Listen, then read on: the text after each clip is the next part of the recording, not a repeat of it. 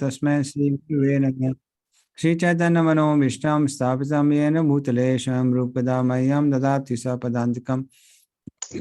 वन्देऽहं श्रीगुरोः श्रीयुतापद्कमलं श्रीगुरून् वैष्णवांश्च श्रीरूपं सागरजातं सहगना रघुनाथामृतं तं सजीवं साद्वैतं सावधूतं परिजनसहितं कृष्णचैतन्यदेवं श्रीराधा कृष्णपादान् सहगना ललिता श्रीविशाखामृतांश्च नमो विष्णुपदाय कृष्णापेक्षाभूतले श्रीमते भक्तिवेदांत स्वामिनित्य नाम्ने नमस्ते सरस्वते देवे गौरवाणी प्रचारणे निर्विशेष शून्यवादी पाश्चात्यस्थाने वाञ्छाकल्पतरुभ्यश्च कृपा सिन्धु एव च पतितानां पावनेभ्यो वैष्णवेभ्यो नमः।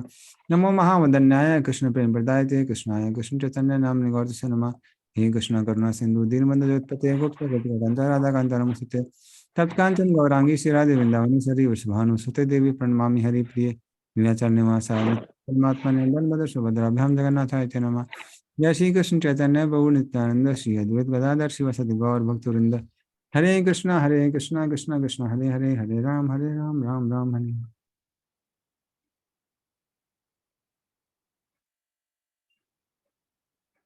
हरे Krishna.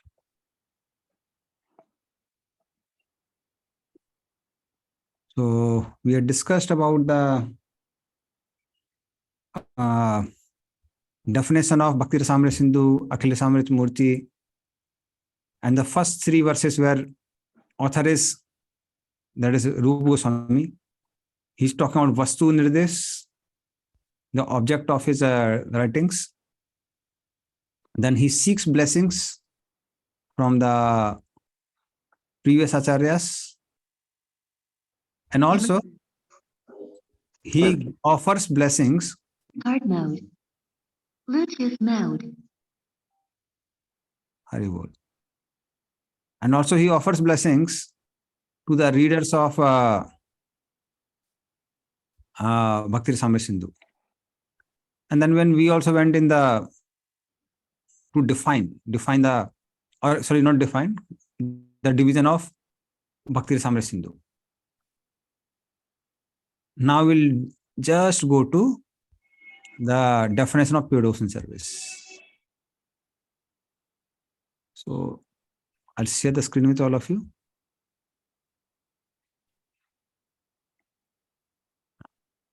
So this verse defines the definition of pure devotion service. So pure devotion service doesn't mean that it is performed only by pure devotee. That is what we'll understand from this verse.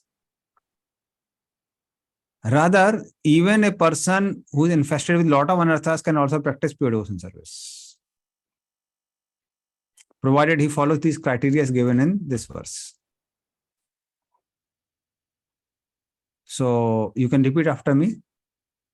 Anya Bilasita Sunyam अन्याभिलाषिता शून्यम् Jnana Karmadi Anavritam ज्ञानकर्मादि अनावृतम् Anukulyena Krishnanu अनुकूल्येन कृष्णानु Silanam Bhaktiruttama. शीलनं भक्तिरुत्तमा. Please read. The highest bhakti, the bhaktir uttama, is defined continuous service or emotions, anushilanam, directed towards Krishna, his expansion forms or others related to him, Krishna, with a pleasing attitude towards Krishna, anukulyena, it should be devoid of desires other than the desire to please the Lord, anyabilashita sunyam, and unobstructed by impersonal gnana, the material rituals of karma, other unfavorable acts, gnana karmadi anavartam. Bhakti Rasamrita Sindhu. Hare Krishna Guruji. Yeah. So this is definition of Bhaktir Uttama. Bhaktir Uttama means highest bhakti or pure devotion service. So how it is defined? So anusilanam. So it is continuous service. This is one meaning. Or the emotions are directed towards Krishna. So we can say Krishna or his expansions. So one by one, we'll later on go into detail of each of these definitions. And Ansulam also means following in the footsteps of previous acharyas, not whimsically. Then it is for Krishna. Krishna means Krishna and his expansions. And it's anukulena. That means it should be having pleasing attitude towards Krishna.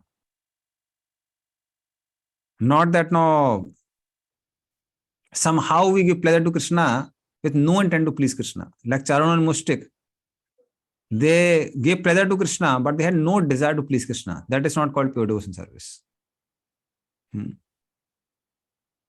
And then, so actually these three are they are called the primary characteristics. And then there are secondary characteristics. What are they? Anya abhilasita sunyam. Anya abhilasita. There shouldn't be any desire except desire to please Krishna. And Gyan Karmadi Anavritam. It should not be covered by Gyan, impersonal knowledge, or Karma. That is materialistic rituals. So then it is called Uttama Bhakti. Now we will go into details. So what I'll do is I'll not show all the slides. I'll show only those which are very important.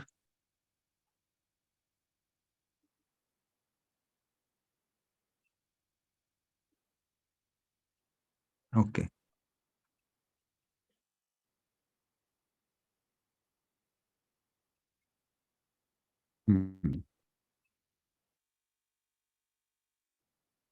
So just a minute. Where is this gone? So there are some primary characteristics of devotion service and there are secondary characteristics. So primary characteristics are called, okay, again it is showing this one. Okay, fine, no problem.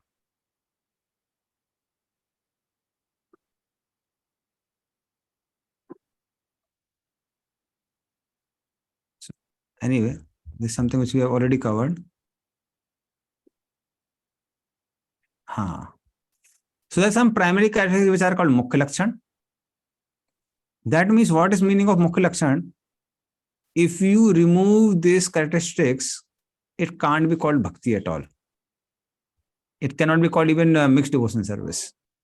That's why they are called primary characteristics. And secondary characteristics, Gaun Lakshan. So if we remove them, then it cannot be called Uttam Bhakti. Uttam Bhakti means superior devotion service or pure devotion service.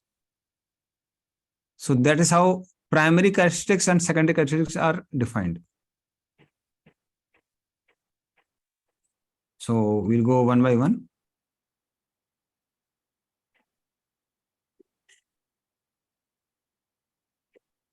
So we'll not go more in these details. So if you see in this particular definition, there are certain things which are important. Is Annabhilasita Sunyam, Gyan Karmadi Anavritam, Anukulena, Krishna Anusilinam. These four are the aspects given in this particular definition. So among them, okay. So first we'll define the word Anusilanam.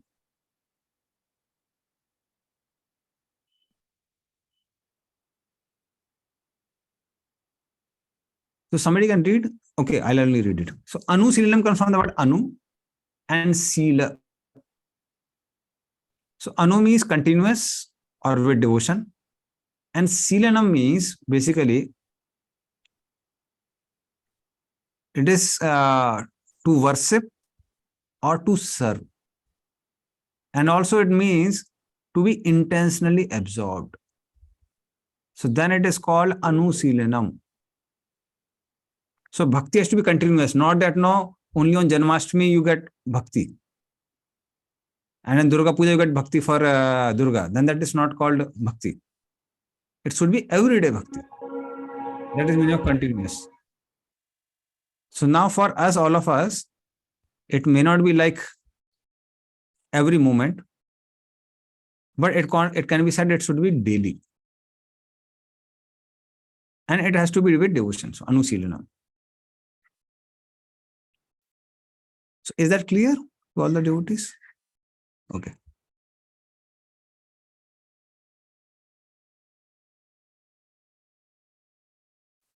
So now we'll not go in all this so much details.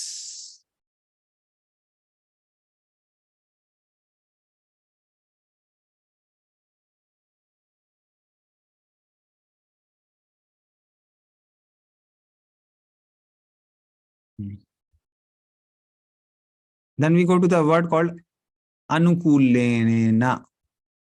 Now, anukulena can have two meanings. So one is it is pleasing to Krishna, another can be which is done for pleasing Krishna. Can you tell me difference between both of them? That which is pleasing to Krishna or which is done for pleasing Krishna? There's some subtle difference between both the definitions.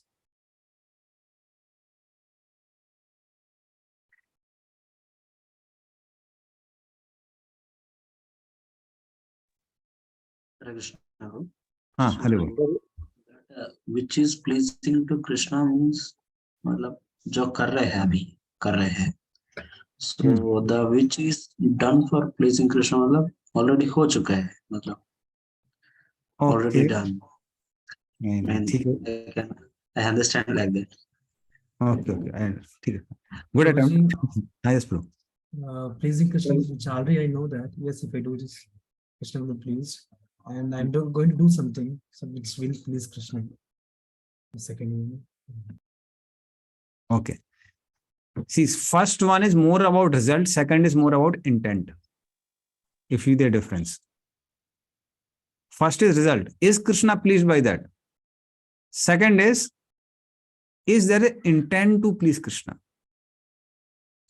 I will give you example, then you will understand anyway, very easily. In Damodar Leela, when Mother Yasoda was churning the butter, Krishna came, caught the rod, and then Mother Yasoda started feeding milk to Krishna. So then there was some milk on the stove which was boiling. Mother Yasoda kept Krishna down, went to save the milk. Was it pleasing to Krishna or not pleasing to Krishna? It was not pleasing to Krishna. So then will it be called devotion service or not? It is devotion service because Mother Yashoda did to please Krishna. So that means she did it for trying to please Krishna. Intent was to please Krishna. Although Krishna was not pleased. So then it is called devotion service. So then which one is correct, first or second? Both are correct. First one, was it pleasing to Krishna or not? It was not pleasing to Krishna. What Mother Yashoda did. So how can there be first definition? Okay. Is that clear now? Yes. So that means what is more important is intent. Intent to please Krishna. Now let me give another example. That will make more clear. Charon Mustek, they were fighting with Krishna and Krishna was enjoying the wrestling match. Will that be called devotion service or not?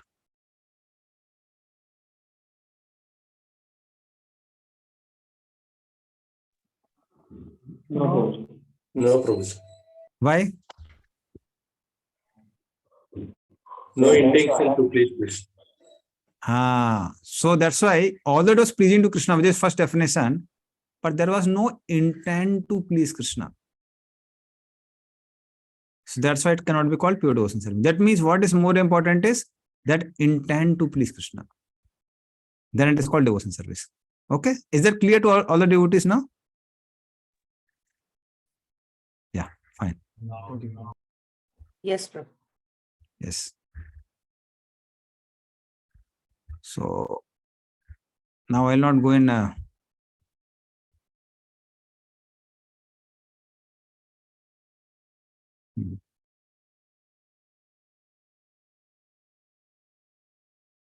So now we'll go to the.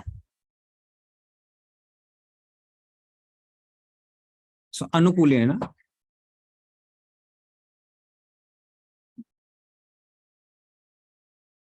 I'm not going so much details now.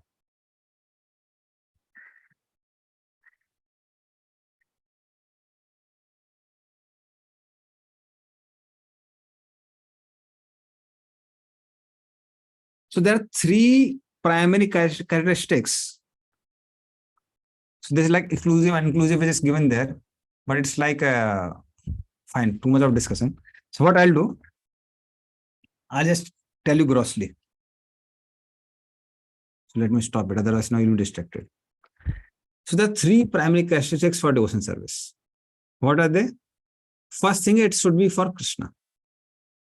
So when we say Krishna, it is Krishna and all the incarnations. So if we say Krishna alone, not the people around Krishna,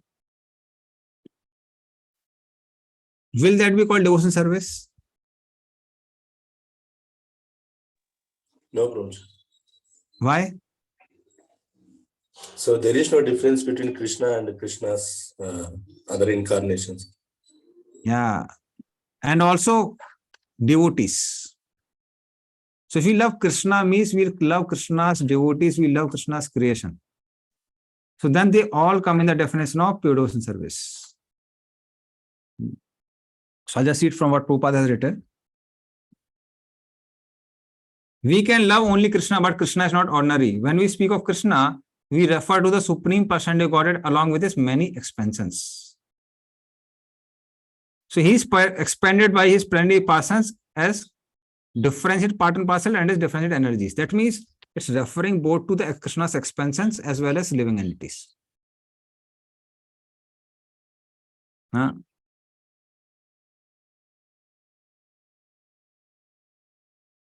that means Krishna means everything included, Prabhupada writes.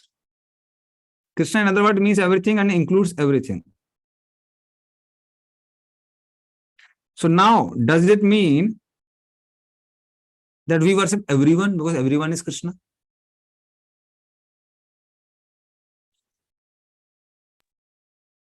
No, Prabhu. Why? Why? Part and parcel of the Lord. Okay. So when we say worshipping everyone, devotion service for Krishna, that means it is for Krishna and expansion of Krishna. At the same time, we can also worship other personalities, but in that position with their relationship with the Krishna. Makes sense?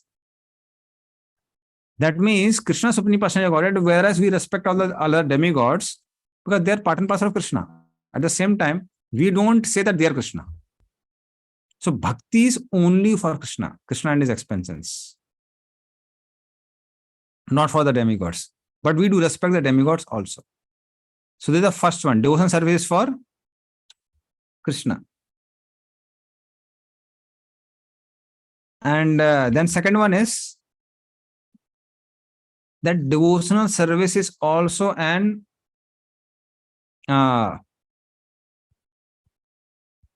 active engagement. So anusilanam means basically active engagement. So when we say active engagements, so active engagements are of two types. One is positive and another is negative. So then both of them are called active engagements. So active engagements, what is positive? Positive means things which should be done. So things which should be done are called active engagements.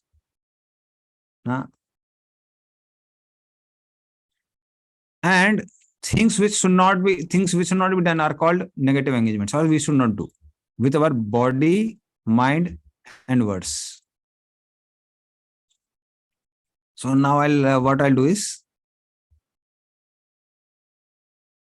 I'll just show what Prabhupada speaks about it.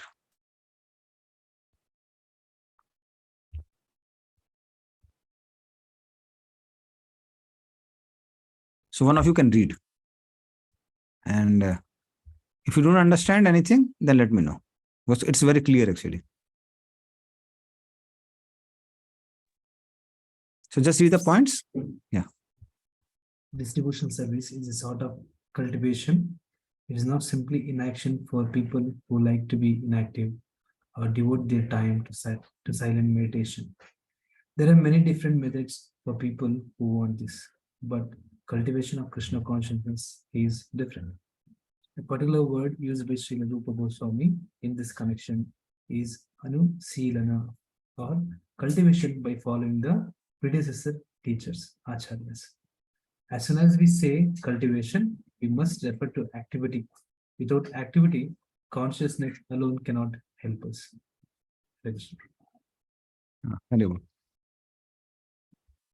So when we say cultivation, it has to be an activity. It's not like, no. So both the things, it has to be in the mind also, at the same time it should come out. So both things are there.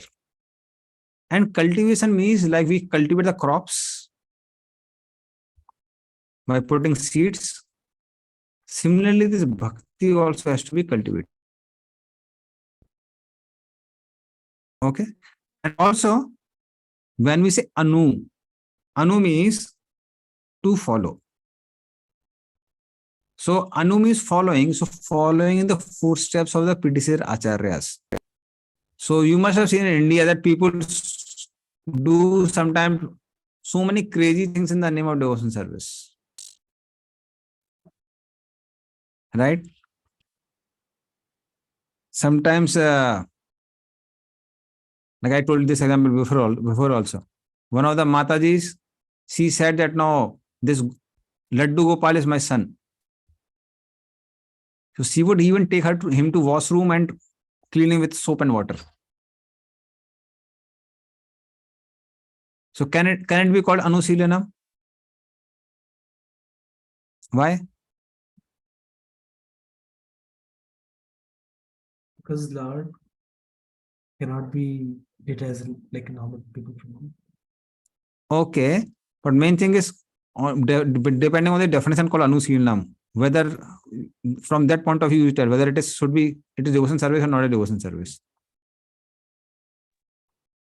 It is not true because it's not prescribed as per scripture. And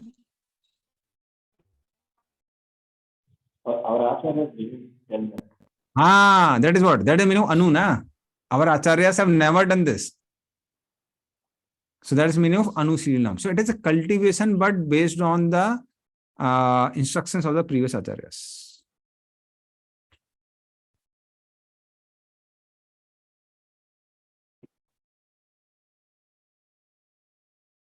So now you can just read it what Prabhupada had written.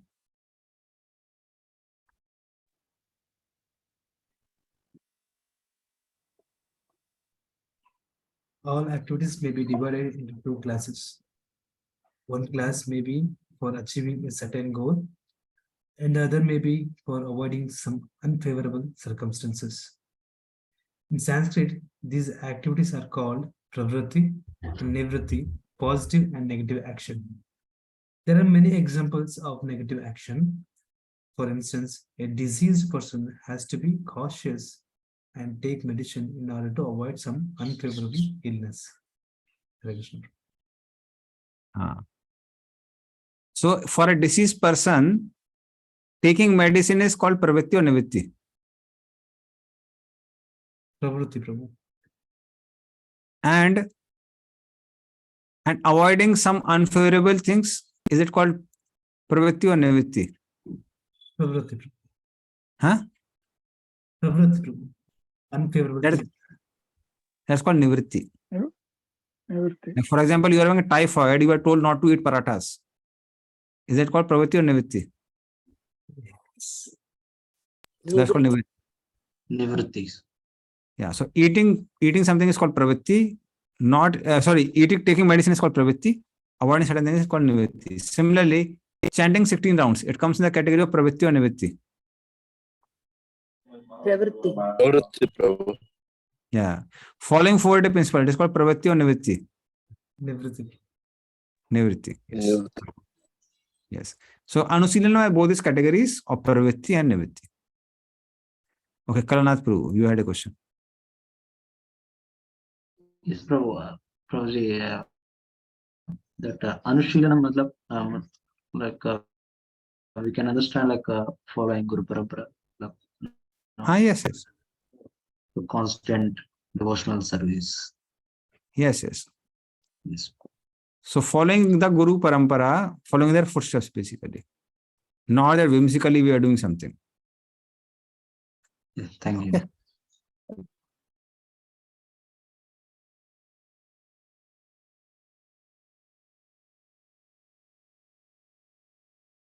Okay, so we have discussed 3 primary Krishna Anusilam.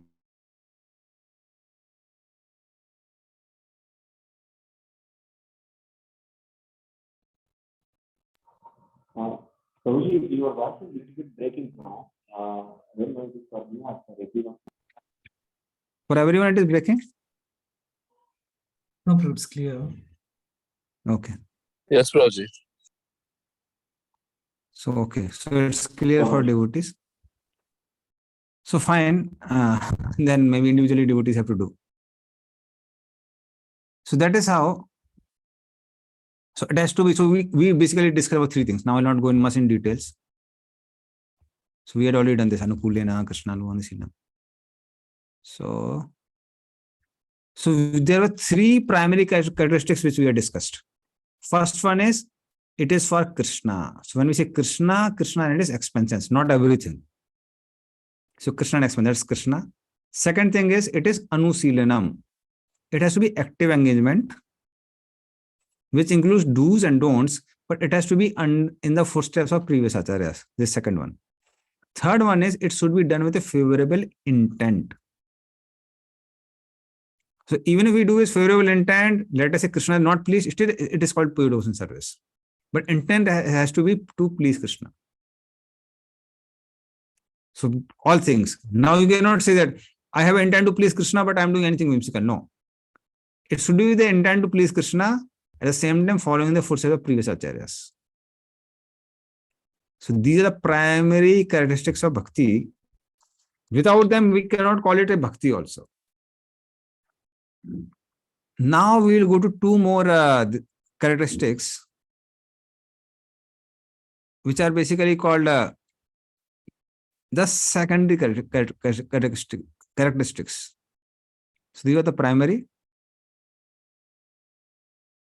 And now we'll go to the secondary ones, which is also called Tatastha Lakshan.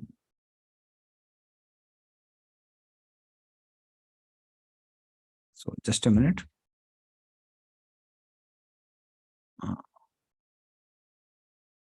So these are 2 Tatastha Lakshan or secondary characteristics which makes it pure devotion service. That means if you don't include them, then they cannot be called pure. So what are they? Anya Abhilashita Sunyam. And second is Gyan Karmadi Anavrita. Yes, Santosh Bro. You previously mentioned 3 points in that. So one of the important point you told that like following the footsteps of previous acharyas. So what exactly mean by that? What that means is simple. Let us say when we say morning program, it is morning program given by Prabhupada. Not that now we have individually our own morning program. When Prabhupada was here in Calcutta, one devotee went to Radha Govind Mandir, which Prabhupada used to visit in childhood. And Prabhupada saw he's missing in Mangalarati. So Prabhupada asked, where were you? So he said, Prabhupada, I was in that temple which you used to visit in childhood. Prabhupada said, that is not my temple, this is my temple. ISKCON Calcutta is my temple, not that temple is my temple. So that is the meaning of following of the footsteps of previous acharyas. Okay. Like nowadays, now the many devotees have a habit of hearing so many things in the television and YouTube. And then they start doing so many things. Some Babaji has spoken, some, some other Kathakar has spoken, and they start following it very faithfully, not worrying for what Prabhupada has given. So if you are following a particular parampara, you have to follow that acharya, not that you do anything from here and there. So we just follow what Prabhupada has spoken, we will go back to our head. We don't have to follow hundreds of Kathakars here and there. In your Bangalore only, just 2-3 years back, so many people, they started following someone in Radhakund. Of course, he was ISKCON devotee, later on David from ISKCON. But then devotees have a tendency many times to do something so crazy. So that's the meaning of that. Okay, so now we'll go to the Tata selection. So first one is Anyabhilasita Sunyam, free from ulterior motive.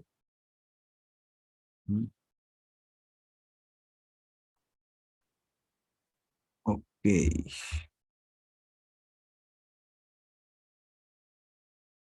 So please read that.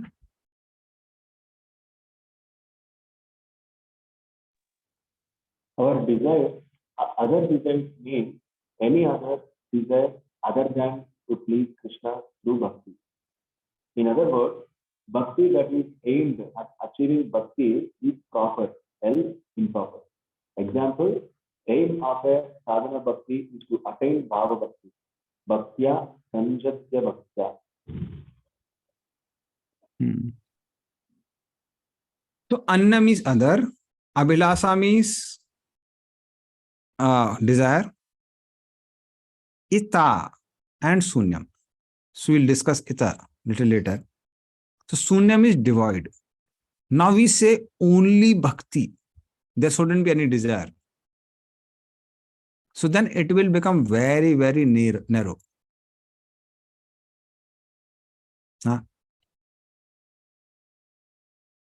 So certainly aim has to be bhakti only. Bhaktya sanjayata bhaktya. From bhakti comes bhakti. Or from sadhana bhakti comes bhava bhakti. So in this way, a narrow definition would be, if I desire to take bath, that means it is not bhakti. Is it like that?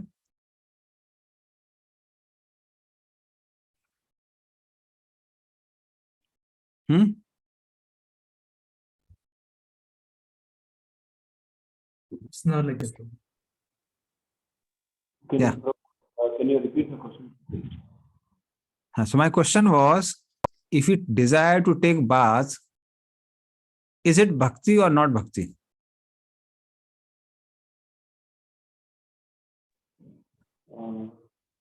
It's bhakti, bro, because It is linked so to Karma is right. I can worship Krishna. No, but buffaloes take bath whole day.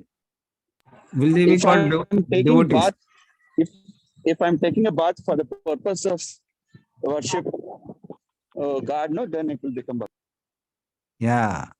So that means if I say only Krishna bhakti, then desire to eat, desire to sleep, desire to take bath, they will be called non-bhakti.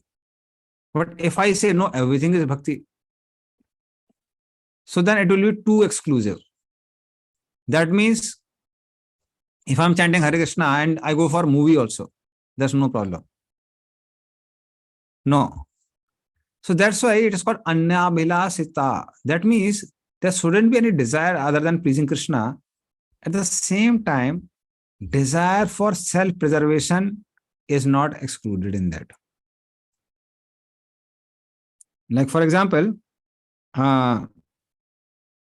when there is a life-threatening situation and devotees cry for Krishna. Example, Draupadi, when she cried for Krishna, was that bhakti or not bhakti?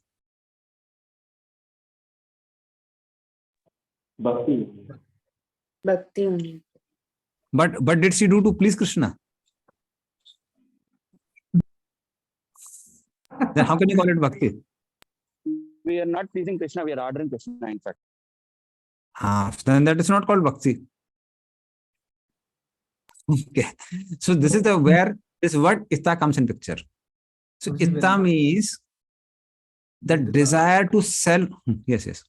Yes, Santosh. Sorry, Prabhuji. When the Lord is called, then he will please, no, Prabhuji. But you are calling for your purpose, na? For your set. Intent, okay. So that's why. So this word itta comes in picture. Itta means basically desire for self-preservation is not excluded. Because if I don't maintain my body, how will I please Krishna? So that's why let us say somebody is in life-threatening situation, one is crying for Krishna, that is not excluded. Similarly, a devotee, generally devotees have constipation, which is normal in ISKCON, because they eat too much and sleep too little. So there's a common disease in ISKCON. So a devotee trying to pass stool, but is not coming out. And he say, my Lord, please help me. Will it be called bhakti, not a bhakti? No. No. So that is also included. It can be called bhakti. It's not that the whole day we are pleasing. See, if whole day we are ordering Krishna, that's not called bhakti. But there are certain things which are obstructing our practice of devotion service. If we call for Krishna's help, that doesn't exclude us from practicing pure devotion service. Make sense? Because for a devotee, where is any shelter apart from Krishna? Krishna is the only shelter. Now that doesn't mean you start practicing Krishna consciousness like a karma kanda. Oh Krishna, I need car. Without it, no, I get so much tired and this and that. No, please give me car. Please give me good wife, beautiful wife. So not like all these things. But at the same time, anything which helps us in practice of Krishna consciousness, then asking for that doesn't exclude us from practicing pure devotion service. So there has to be, it has to be really, but it should be really for self-preservation, not like for our wants that we have to decide. So that is where this particular word called itta comes. Anna abhilasita. So there should be desires to please Krishna and whatever supports in pleasing Krishna. Okay.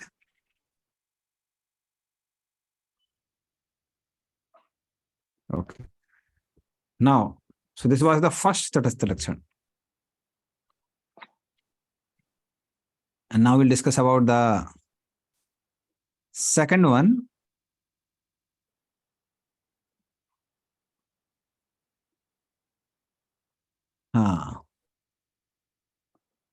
So I'll just share with all of you. That is Gyan Karmadi Anavritam.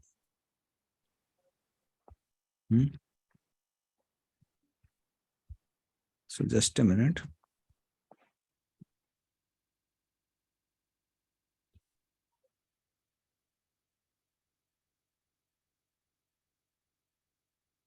Okay, somebody can read this. Other desires means any other desires other than to please Krishna through bhakti. In other words, bhakti. No. Just a minute. Actually, not this one. Anavritasuna came again. This one. Jnana karmadi anavritam. Uncovered by jnana, karma, and other processes. What jnana are you talking about? Jnana refers to knowledge of impersonal Brahman and other such knowledge that can cover one's appreciation of bhakti. What karma are you talking about? Karma refers to nitya and naimittika karmas and not actions related to serving the Lord. What is the meaning of adi? Adi refers to vairagya, sankhya, and yoga. Such things obstruct pure bhakti. Hare Krishna. Yes. So Gyan Karmadi Anavitam. So when we say Gyan means knowledge of impersonal Brahman. Like we have this Sankhya Yoga, we count all the 24 elements. only differentiating between the body and the soul. So this all comes in the category of Gyan. And then what is karma? Karma means nitya and naimitya karmas, like different rituals which a person follows. Varnasam, dharma, etc. one is following. Then, yes, 3 sandhyas, they all comes in karma. And adi means Sankhya, yoga, vairagya, and also yoga which we do, etc.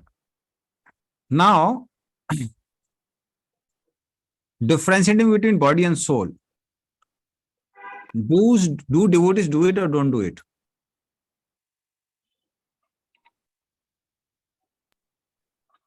Yes, maybe I should stop it here. Yeah.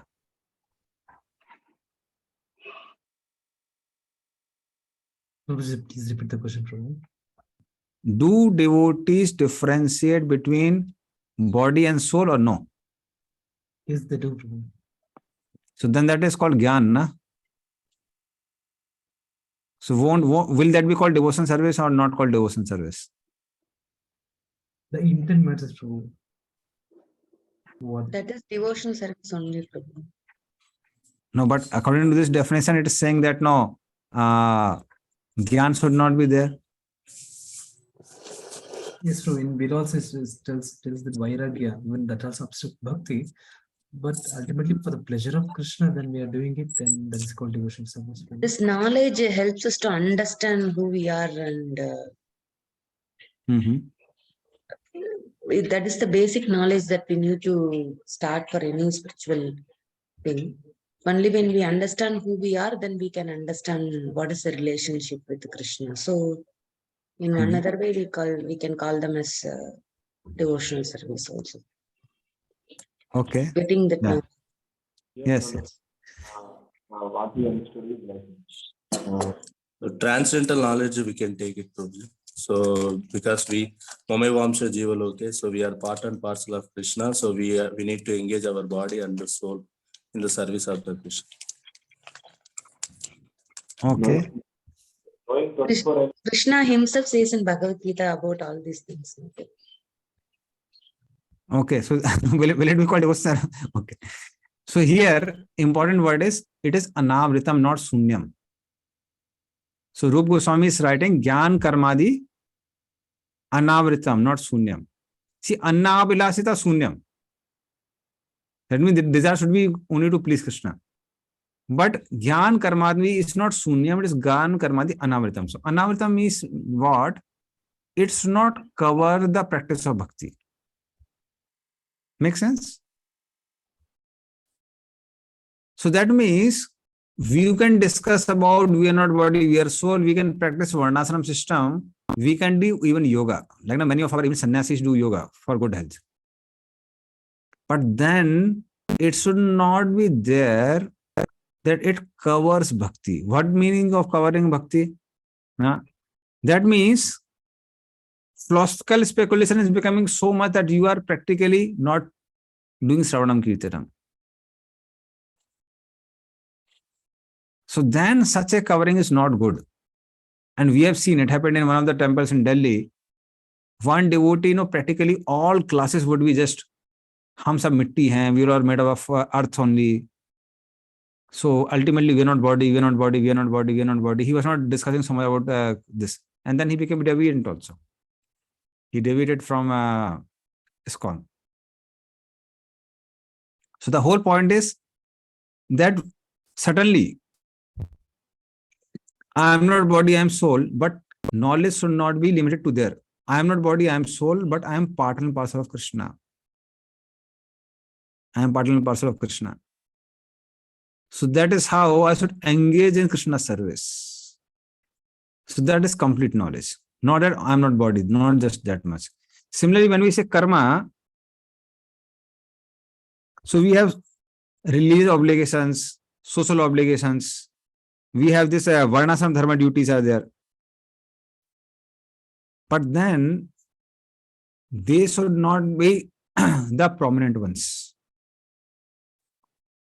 they should help us ultimately in serving Krishna. They should not cover Krishna consciousness. For example, many times devotees, sometimes not all the devotees, many times certain devotees, they're so much absorbed in just collecting money, like earning money and taking care of the family, that they really start compromising with their practice of devotion service. Somehow you sleep and wake up and somehow chant your rounds and so lamala, it's putting like this. Then that is called covering. So one has to do intelligently enough so that one becomes more focused on Krishna consciousness. So you take care of body, you take care of mind, you take care of family, you take care of health and everything, but for the purpose of pleasing Krishna. Same thing about yoga also. Same thing with yoga also, like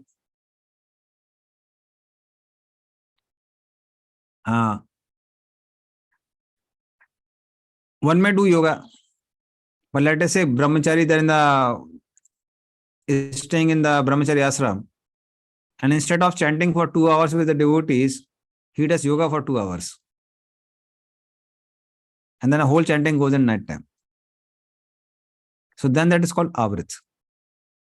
But if one is doing half an hour yoga at the same time, one is able to chant his rounds nicely, do the whole morning program, then that is not called avritam, covering. So makes sense? So in this way,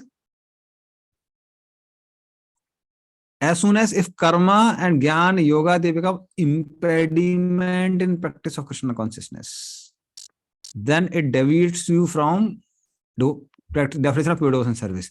Then what happens is, it becomes mixed devotion service. It becomes karma misra bhakti, jnana misra bhakti, yoga misra bhakti. Then it will not remain pure devotion service. Okay. So, are there any questions on these points? Secondary, third lecture.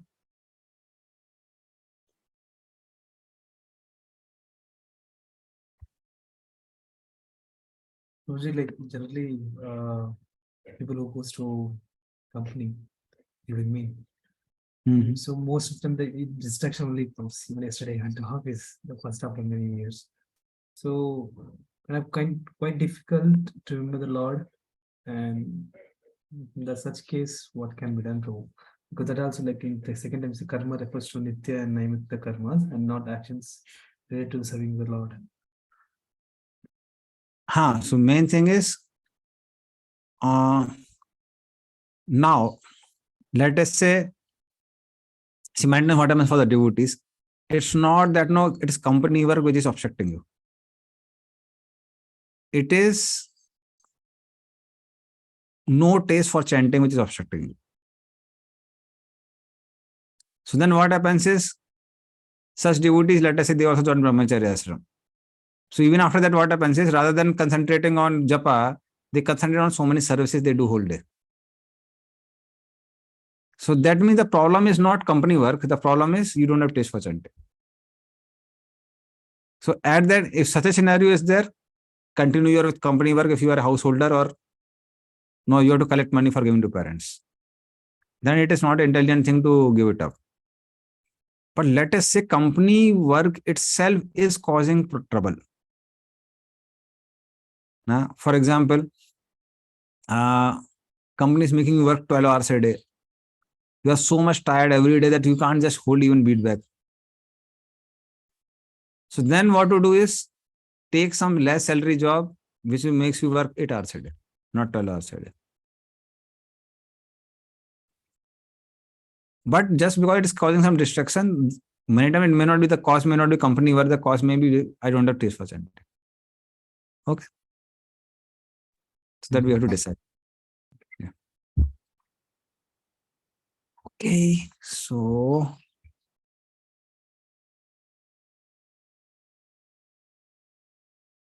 so now we'll take from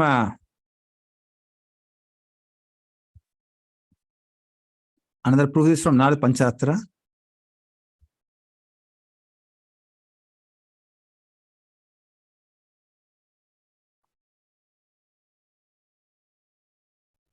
Similar definition is given in Arth Pancharatra also of devotion service. Please read, recite this verse behind me. Sarvopadi vinirmuktam Sarvopadhi vinirmuktam tatparatvena nirmalam Tatparatyena nirmalam Rishikena Rishikesa Rishikesha Sevanam Bhaktiruchyate. Sevanam Sevanam Bhakti Bhakti Ruchyate. Ruchyate.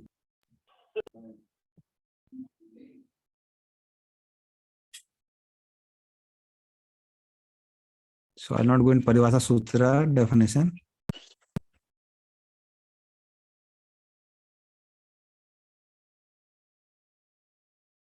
You can read the definition now.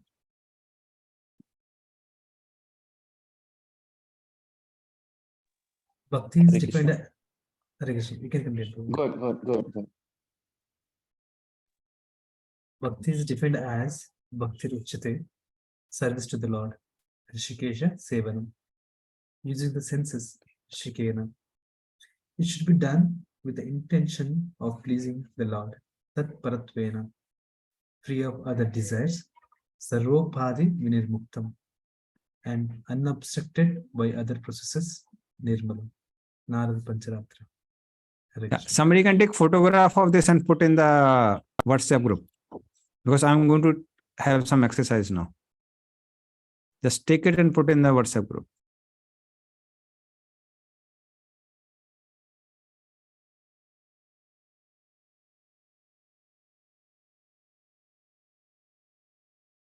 So somebody kept, after somebody has put, then please let me know.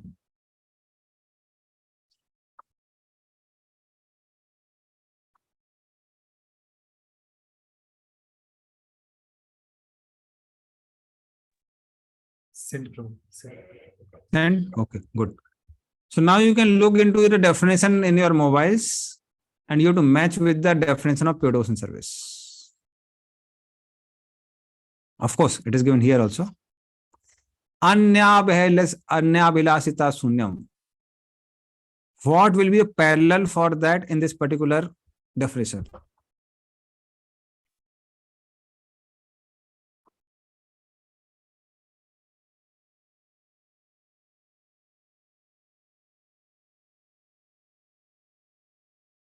Nirmalam Prabhu, Nirmalam.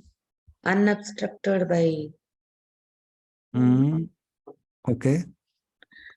Any other options apart from that? Okay, Sarvapadi Vinirmuktam. So there are two options: Nirmalam, Sarvapadi Vinirmuktam. Let us see who's correct. It's not very difficult.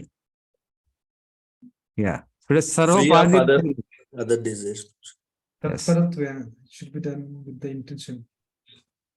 Okay. No, already we went to the wrong one. So Sarvapadai Vinirmuktam, that means free from other desires. See, Upadi means I am man, and this body, this is all called Upadi. And Vinirmuktam means free from them. So free from all the desires. Sarvapadi Vinirmuktam, which are related to different Upadis. So that is similar to Anyabhilasita Sunyam, having no desire other than pleasing Krishna. Okay. Now, Gyan Karma Navritam, what can it be compared to? This one will be Nirmalam Prabhu then. Karmati, because we are not deviated by other process. Yes, perfect. So this Nirmalam. Oh, already opened. Huh? Let us see those who have not seen. Anukulenena, what can it be compared to? Service to the Lord. Favor to Krishna. Pleasing the intention, Tatparatvena, intention of pleasing. Yes, perfect. Tatparatvena means intention of pleasing Krishna. Krishna Anusilanam, what is this compared to?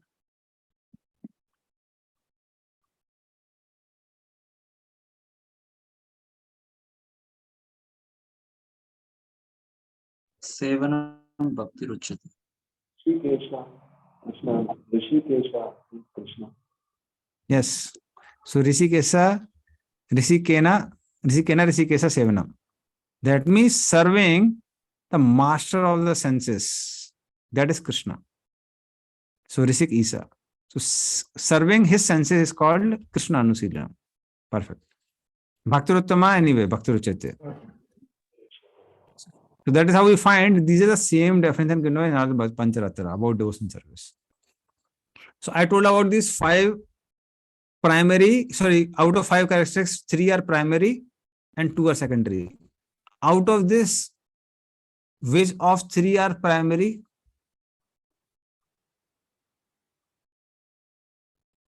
Out of Annabhisha Sunnam Ganakaram Anukulinam Krishna Anusilanam Bhaktiruttama. No, of course, Bhaktiruttama is just wo. What were the 3? First 3. Which are primary? Huh? Then Anukulyena. Anukulena and Krishna. Krishna. Anusilanam. Annabhilasita Sunyam, Anukulena and Krishna Anusilanam. So then they are called primary ones. So Annabhilasita Sunyam is secondary.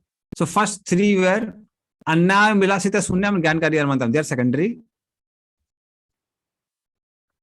Then what are 3? Anukulena, Anusilanam and Krishna. These 3 are primary. So these 2, Bhaktiruttama is just saying that it is definition. 1, 2 and 3. These are primary. Anukulena, Krishna, Anusilanam. They are primary. And Annabhilasata Sunyam and Gyankadi Armatam are secondary. Is that clear now? So they are primary and secondary ones.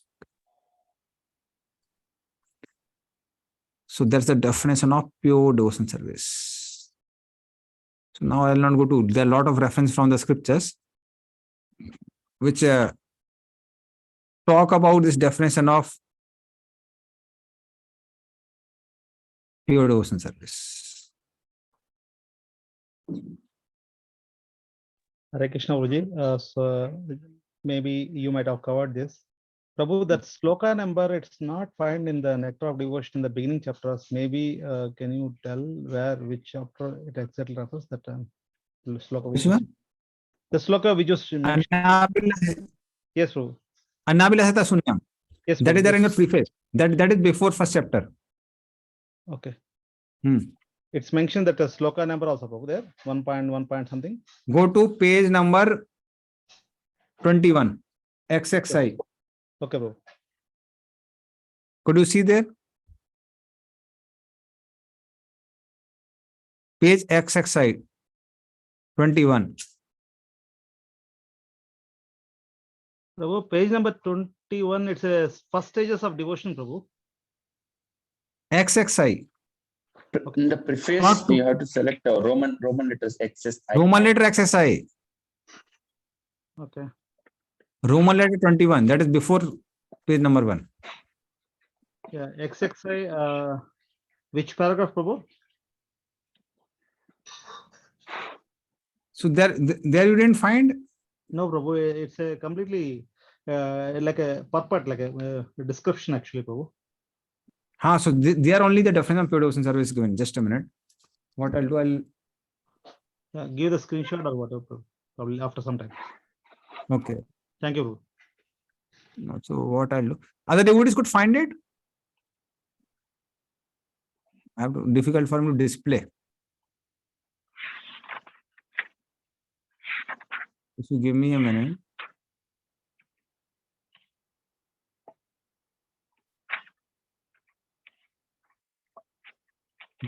The paragraph start with the Bhakti Rasamrita Sindhu is divided into 4 parts, and the second paragraph started with the author is a description of Bhakti, devotion service, something like that. So just a minute, you wait.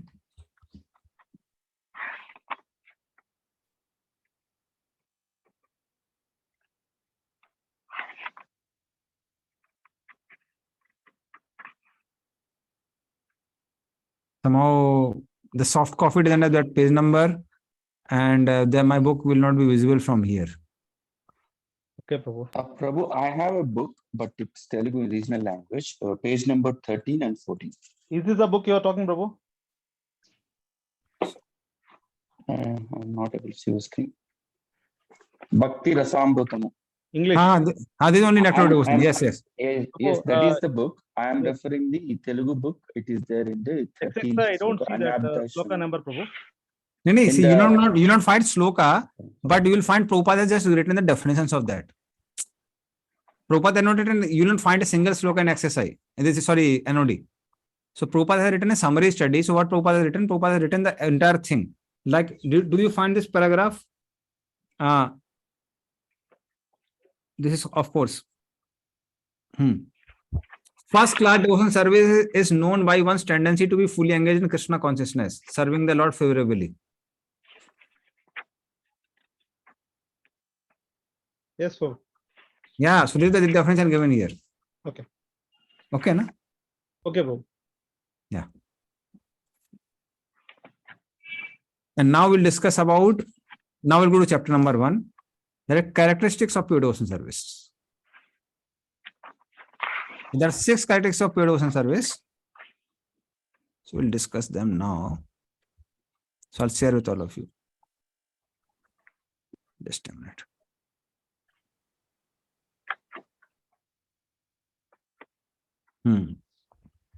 So there are 6 characteristics of pure devotion service.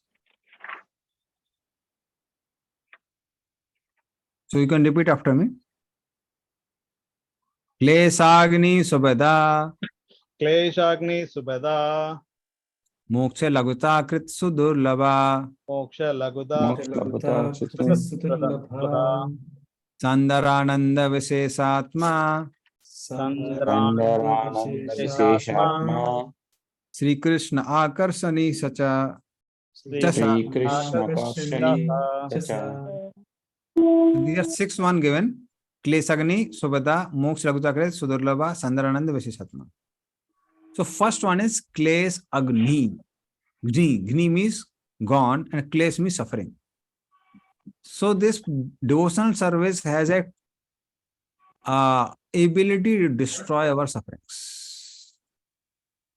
See, one of the reasons why devotees stay back in Krishna consciousness is that they do feel that lot of miseries in life are removed now. So Kles Agni. Second is Subhadha. Subha means auspicious. Subhadha means giving. So it bestows auspiciousness. Then third one is Moj Laguta Krit. So what it does, it makes even moksha, that means merging in Brahman, very, very small. Moksha Laguta Krit. Then Sudarlabha. Durlabh means rare, and Su means very, very rare. So it's very, very rarely attained. And then Sandar Ananda. So Ananda means bliss, and Sandar Ananda means very concentrated bliss. So Vishes Atma means there is a manifestation of concentrated bliss within the heart of a person. Sandar Ananda Vishes Atma. And then Sri Krishna Akarsani, it has an ability to attract even Krishna. It can attract even Krishna also. So these are the 6 characteristics of devotion service which are given in chapter number 1. Prabhuji, this sloka is not mentioned in the English book. Maybe it's available in the Telugu book. Just now, Kalyan Prabhu shared. There it is neatly, the sloka is there, but it's not there in the English book. Maybe I may Yeah, actually what happened is, what Prabhupada has given is the summary study of Bhakti Rasamrita Sindhu. So Prabhupada has not given the slokas there. Now in different versions they have included slokas. So the reason why I'm showing all these slides is so that same summary study becomes more systematic for you. Make sense? So don't get bewildered. Yeah. And yeah, sorry. Please go. so Yeah, don't get bewildered. If you want, you can note down these slokas or devotees can take snapshots. Yeah. Simple. Yeah, it makes sense. Sometimes when in other when we are hearing that Srila Prabhupada lectures, it is mentioned BRS 1.2 point something. But when I see the book, I don't find it actually. So now I understand from your words that is in the later version, these slokas have been added actually. Thank you, Prabhu. Hare Krishna. Hare. Okay. So the first one is Kles Agni, destruction of suffering.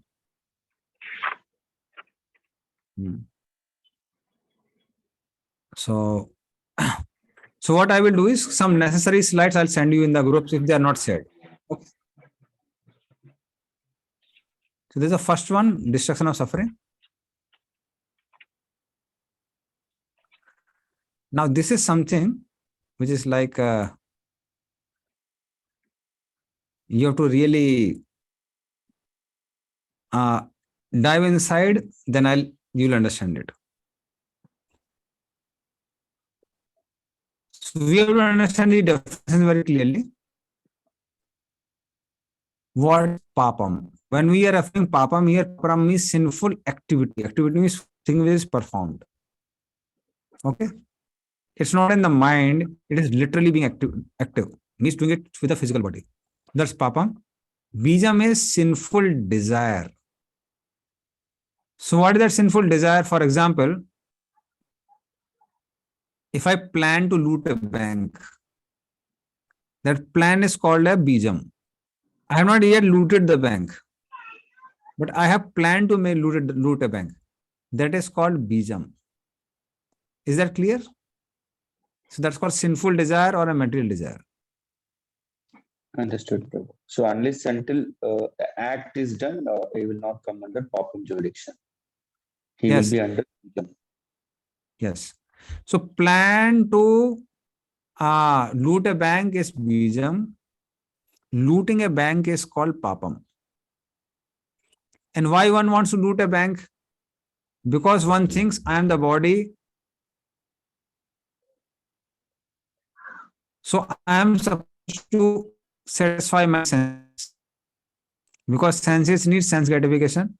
Sense gratification means bringing senses in contact with sense objects. For that, I need sense objects. And sense objects are available through money. So I want money. Now, how do I get money?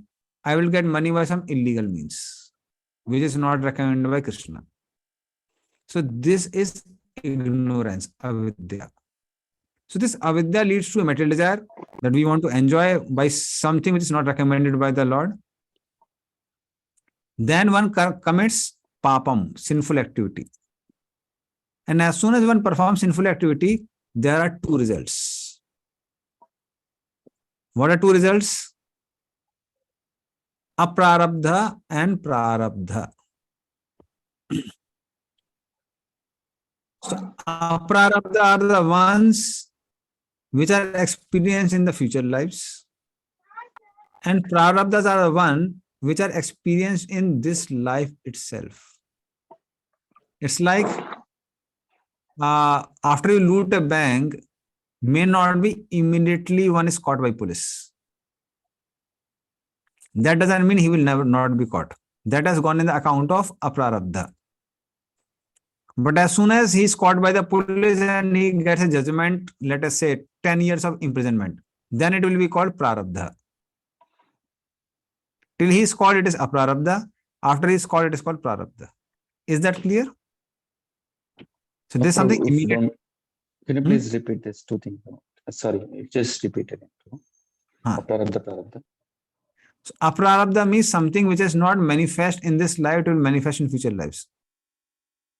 So I certainly give an immediate example. You loot a bank, but you are not caught. Let us say you are not caught by police at all. But prarabdha means, let us say next life, without looting the bank, only you are caught along with other thieves. Because you did something in the previous life. So as soon as one starts getting punishment physically, literally, it becomes prarabdha or manifest one. So in this lifetime now whatever I Yeah. am getting like suffering and pain and all of that is the prarabdha karma. That is what. Yeah, that's prarabdha karmas, yes. And that is because of some aprarabdha karma of previous life which has become manifest now. Make sense? Yeah. Yes, Prabhu. One more, Prabhu. Aprarabdha karma becomes prarabdha in many lives. It can manifest in many lives. Yes, yes, yes. Either in this life or in many lives. Okay. Prabhuji, ignorance, I have a question, Prabhu. Ignorance, he knows that when we do some adharma activities, police will caught and then will get punished. Even that also, knowingly he's doing that mistake. Still it's ignorance or hogo?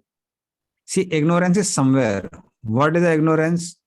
Ignorance is that I am body. That is the root of all ignorance. As soon as you say I am body, I am senses, immediately one wants sense gratification. When one wants sense gratification, immediately what happens is one wants to legally or illegally satisfy the senses. So these all are avidya. So the root, there is a root ignorance that leads to further ignorance.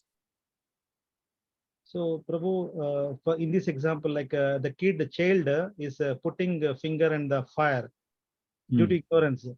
So he don't know that if I put the finger, that will hurt my finger. He doesn't know. He or she doesn't know. But a child knows if I put finger, he knows that he will put finger that he'll burn his so here both cases are avidya only. Yeah, first one is more gross, second is more subtle. Okay. Second, what he thinks is, I'll just get rid of it, you know. I know it will burn, but if you really know that burning causes so much suffering, then why do you put it? You put it means the reason is you feel that I'll put it, it will get burned, but I will not suffer. That is also ignorance, na? Ignorance means absence of knowledge, basically. So it's a gross level and subtle level. Thank you, bro. Okay. Very well. So Prabhupada gives two examples. Yes, Rasi Seva Krishna. Maybe what you can do, Rasi Krishna, you can read both these examples and then you can ask question. Maybe your question may be answered by Prabhupada only.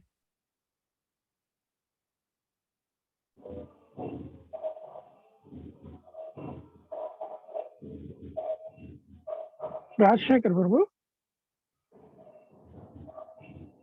Are you speaking something? You are not audible. Yeah, Srila Prabhupada on prarabdha and aprarabdha karma. For example, a man may have committed criminal acts, but not yet been arrested for them. Now, as soon as he is detected, arrest is awaiting him. Similarly, for some of our sinful activities, we are awaiting distresses in the future, and for others which are mature, we are suffering at the present moment. Example of prarabdha and aprarabdha.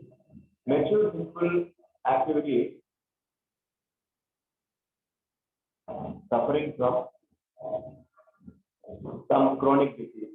If one is suffering from some legal implications, if one is born in a low or degraded family, or if one is uneducated or very ugly, example of prarabdha. So this prarabdha karma is manifest. Why did I get such a body? Why didn't I look like no Hollywood actor or actresses? Prarabdha karma, manifest. You got a certain body, you got a certain body. So then it's prarabdha karma. Similarly, one is born in a certain family. Now one cannot change the family. You're born in that family, you're born in that family only. Na? You can't say, no, I wanted to have Dhirubhai Ambani as my father. You are born now in this family. Now you can't change your mother and father. So these all are manifested. Similarly, there are certain chronic diseases, many times no medicine works for them. You must have seen. So these all are our prarabdha karmas. So I have observed so many times. It's like two devotees go to the same doctor. One fellow gets cured, another doesn't get cured. So this is something chronic. This is like karma, prarabdha karmas. Okay, Rasar Prabhu, your question is answered. Prabhu, my question is this one. This is a shloka from this Padma Purana. Aprarabdha phalam papam kutam bhisham. Wait. We'll take it later on. We'll take it. Okay. Kutam bhisham also, how it will come like that? That's what my question. I will See, we are not discuss about Kutam till now. We are going to discuss it. So wait for some time. Okay. Okay. Yeah. Yes, Kalyan Prabhu. Hare Krishna Prabhu, my question is that we understand that with avidya, bijam will form bijam to papam.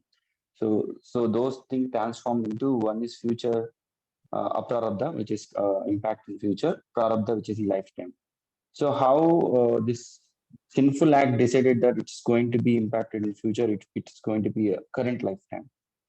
So Okay. we have anything, how we determine that generally in a general practical scenario, we do a lot of sinful act. I mean, I do a lot of sinful act, rather I say I. So how, at least I should have consciously that this is going to be impacting this time, this will be impacting next life. So main thing is something which is going to be fructified. Fructified in the sense that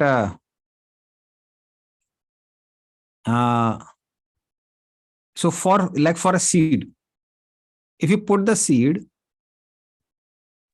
unless until there is a favorable situation for the ground, by the ground, temperature, amount of moisture in the soil, season, the seed won't fructify. Seed will fructify only when certain environment is there. Similarly, for certain things to be fructified, there is favorable environment required. Now, there's one pastime, I'm not how much sure how much it is right or wrong. I never heard from devotees, but I heard from someone outside. But this can answer the question at least, that's why I'm quoting it. That once Dhritarashtra starts asking Krishna, that my dear Krishna, what sin did I commit that I had to suffer the loss of 100 sons, killing of 100 sons? So then Krishna said that 100 lifetimes before, you killed 100 children of a bird or broke some 100 eggs, either of them. So that's why you had to suffer. So he said that why 100 life? Why didn't you give me result in the next life itself? So he told that it took you 100 lives to accumulate enough piety to get the result of getting 100 sons. Was to get 100 sons also need some piety. So after he could get the piety of getting 100 sons, then 100 sons were killed. So that is how it waits for the favorable situation. Okay. Yes, Prabhu. The understanding here is it will be jurisdiction of God. He will decide which sinful act to be current lifetime, which will be in future. Correct? Yes. Karmana deva netrena. So that basically refers to Yamraj. That is the work of Yamraj. Yamaraj. Yeah. Okay. Yes. Harinam Vaishnav Prasad. Hare Krishna Prabhuji, Vinod Pranam. Prabhuji, in my class, when we were explaining about the karma, so this we were karma, vikarma, like that. What you explained, prarabdha karma, aprarabdha karma. That time, people, if suppose people asked actually this question. That is, if you feel whatever happens now, this is based on the karma, then I can. So now I will slap you. Though you think it is a previous karma, or I can keep on slap you, then what do you feel? Is it karma? Nothing like that karma. So people will ask the question. So how to explain, Prabhu, how to understand for myself, Prabhu? So for karma, somebody slapping me, certainly it is the past life karma coming back to me. But because you are slapping me, you will get the result of unnecessary creating violence for me. And what should I do? Should I just keep on bearing, saying, oh, it is my past life karma? I have to see my dharma. According to dharma, I have to do my karma. So somebody is slapping me, I have to see, depending on my position in varnashram, how should I react?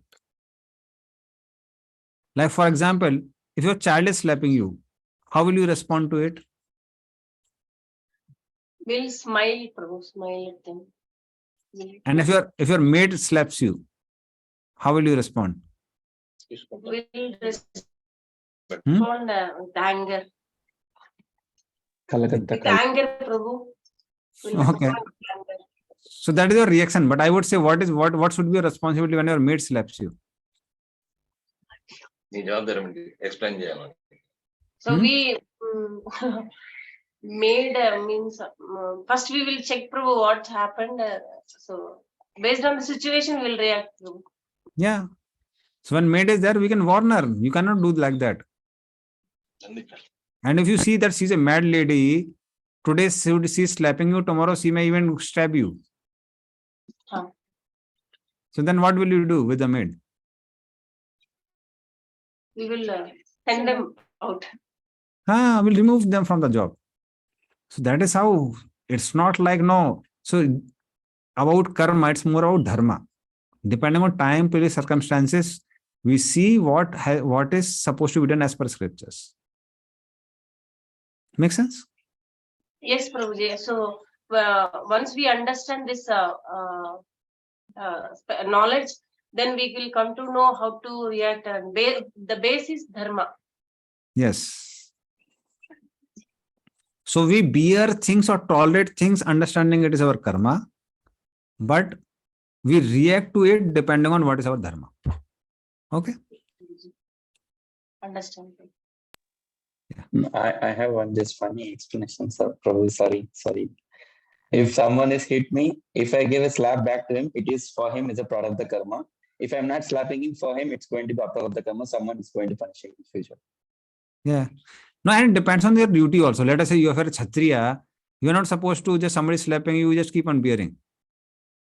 What will happen is, if you are a Kshatriya, suppose policeman is there, and some thief comes and slaps him in public, and he says, no, it's my karma, you know. What will happen is people will lose faith. People will think that this fellow is not able to punish him. How will he protect me if he can protect himself? So it depends on position also. Brahmana is supposed to tolerate. Kshatriya is not supposed to tolerate. Okay. So we'll end here with these words. And we'll continue with our Kles Agni in the next class. So we'll end here. See Bhakti Samra Sindhu ki, Shilpa Upad ki, Jai Gaur Premanande. Hare Hare. Thank you, Prabhu.